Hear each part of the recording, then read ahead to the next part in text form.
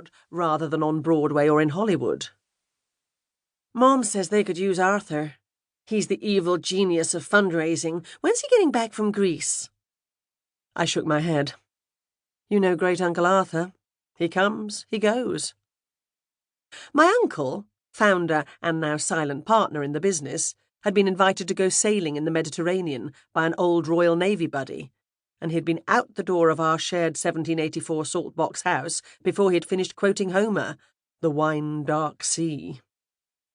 Theatre isn't one of my interests, and summer's the busiest time in my shop, so I don't have much to do with the festival despite Uncle Arthur's involvement.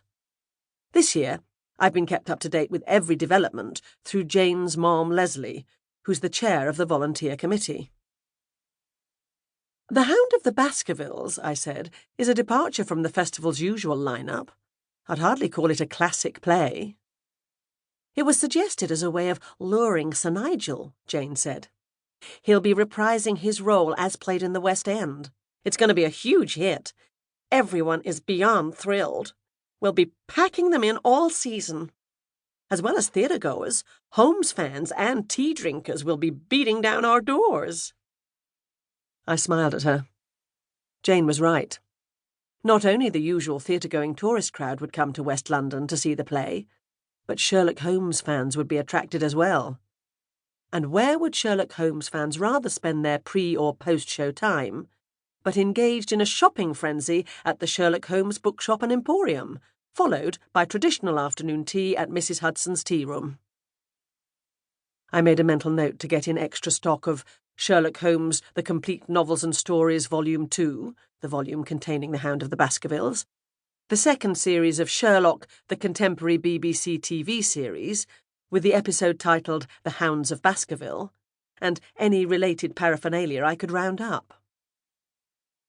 Located at 222 Baker Street, my shop is primarily a bookstore. As the name suggests, we specialise in Sherlock Holmes and Sir Arthur Conan Doyle. Not only the original stories, but all the modern contributions to the pastiche, such as the Mary Russell series by Laurie R. King, the authorised novels of Anthony Horowitz, the series of young adult books by Angela Misery, and the myriad short story collections featuring the great detective or his imitators. The contemporary books on our shelves are new, but we carry second and later editions of the Conan Doyle books, and the occasional first edition that falls into Uncle Arthur's hands, as well as bound copies of the Strand magazine in which the stories first appeared. The Holmes books are supplemented by non-fiction about Sir Arthur, his contemporaries, and their lives and times, as well as what we call gaslight, books and story collections set in the Victorian or Edwardian time frame. I'd prefer to keep the business strictly a bookshop, but times are not good for independent bookstores these days, particularly ones as specialised as mine. So I also stock DVDs, movie posters, mugs and dish towels, games, puzzles and card sets.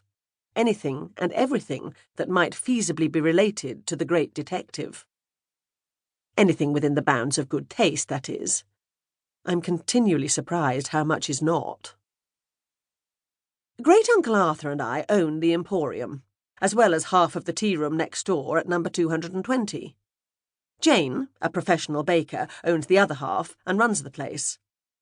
In keeping with the theme, Mrs. Hudson's specialises in afternoon tea and cream teas. "I don't know much about the theatre world," I said, "but isn't it getting late for them to add a new play? Opening night is only a few weeks away." "Mom says Sir Nigel wasn't able to formally commit before now because he's been ill. The company's been rehearsing The Hound with an unknown young actor prepared to step in if Sir Nigel couldn't make it.